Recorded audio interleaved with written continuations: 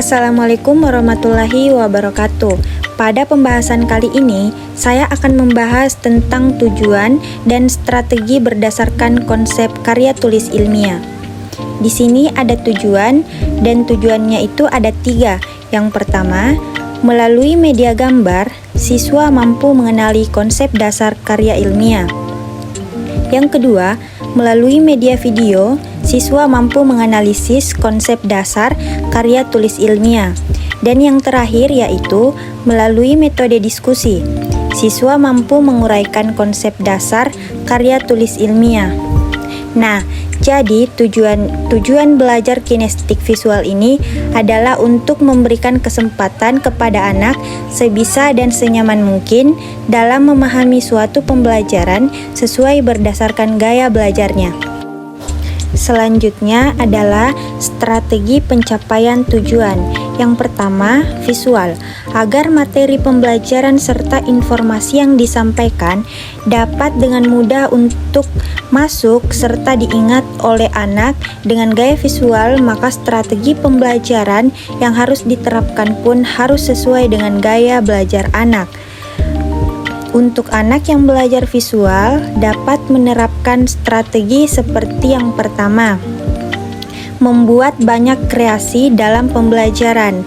Nah, jadi agar materi lebih banyak dan mudah diingat, maka pendamping atau guru harus membuat banyak simbol maupun gambar-gambar dalam catatan, ringkasan materi seperti presentasi maupun ketika menjelaskan di depan kelas. Dan yang kedua yaitu memberikan buku bergambar. Dengan menggunakan buku gambar akan menjadi strategi jitu agar anak dapat mudah mengingat dan memahami informasi atau materi yang dijelaskan. Selain itu, sesuaikanlah buku bergambar dengan usia anak agar pengetahuan dan materi yang diserap anak tetap berimbang. Dan yang ketiga yaitu menggunakan media video.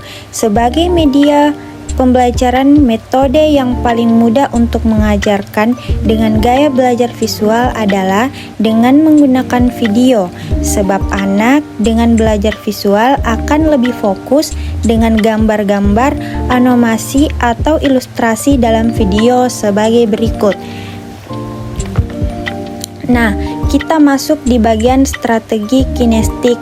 Yang pertama yaitu rajin melakukan praktik dan juga eksperimen. Metode pembelajaran yang menggunakan tipe kinestetik cenderung efektif dan juga suka mengamati langsung apa yang dilihatnya.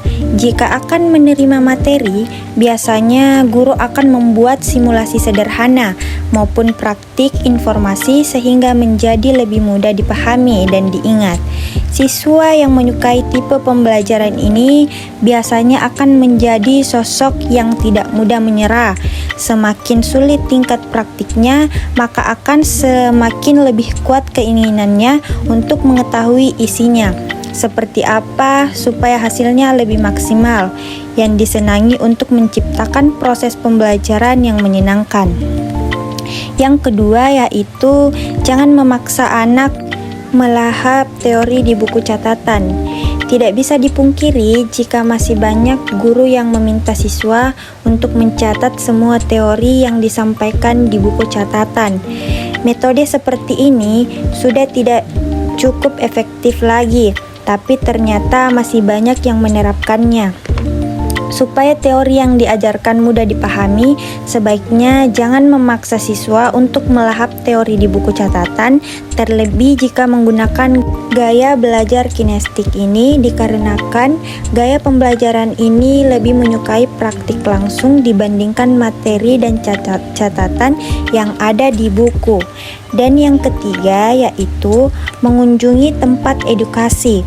Nah, tips ini sangat cocok dilakukan jika kamu sedang mempelajari materi sejarah. Alasannya karena materi sejarah ini sangat mustahil untuk dipraktikkan ulang. Solusi dari permasalahan ini adalah dengan mengunjungi tempat edukasi yang masih berkaitan dengan materi pembelajaran tersebut. Dan yang keempat yaitu memanfaatkan gerakan tubuh. Dalam penerapan metode belajar ini, tidak hanya dengan cara praktek dan simulasi sederhana, melainkan juga bisa memanfaatkan gerakan tubuh, contohnya yaitu menghafal sesuatu yang berhubungan dengan bagian tubuh dan membuat singkatan sesuai dengan benda yang ada di sekitarnya. Salah satu ciri khas cara belajar ini adalah membiarkan siswa menghafal dengan berjalan ataupun menjentikan jari.